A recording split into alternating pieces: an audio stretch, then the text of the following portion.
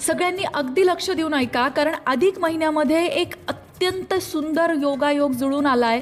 एक अशी तिथी आलेली आहे ज्या तिथीचा लाभ आपण आपल्या कल्याणासाठी, आपल्या आर्थिक समस्या दूर करण्यासाठी करून घेऊ शकतो. ती तिथी म्हणजे अधिक महिन्यामध्ये आलेला आहे गुरुपुष्यामृत योग.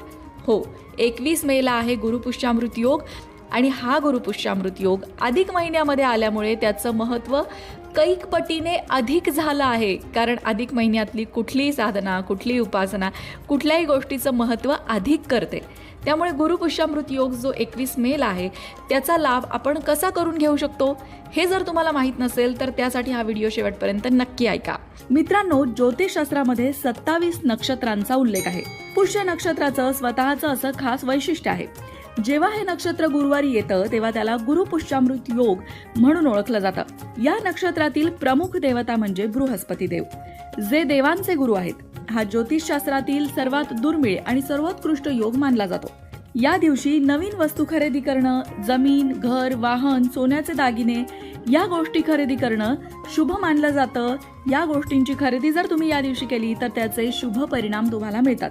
जर तुम्हाला या दिवशी नवीन व्यवसाय सुरू करायचा असेल तर तुम्ही या दिवशी करू शकता. निश्चितच तुम्हाला माता लक्ष्मीचा विशेष आशीर्वादही मिळतो.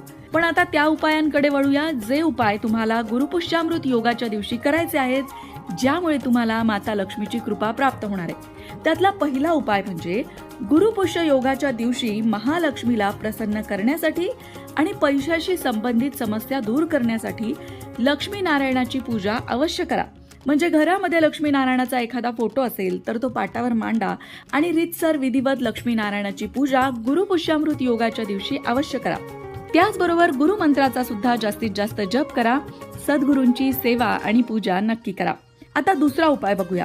गुरुपुष्यामृत योगाच्या दिवशी घराबाहेर स्वस्तिक चिन्ह काढा आणि दक्षिणावर्ती शंखाची पूजा करा. दक्षिणावर्ती शंख हा शंखाचा एक प्रकार आहे आणि या शंखाला भगवान विष्णू आणि माता लक्ष्मीचा आशीर्वाद प्राप्त आहे असं म्हणतात. त्यामुळेच असं केल्याने अडकलेले पैसे मिळतात. तुमचे पैसे कुठे अडकले असतील तर तुम्ही गुरुपुष्यामृत योगाच्या दिवशी या 2 गोष्टी नक्की करा. घराबाहेर स्वस्तिक चिन्ह काढा आणि दक्षिणावर्ती शंखाची पूजा करा. आता बघूया तिसरा उपाय.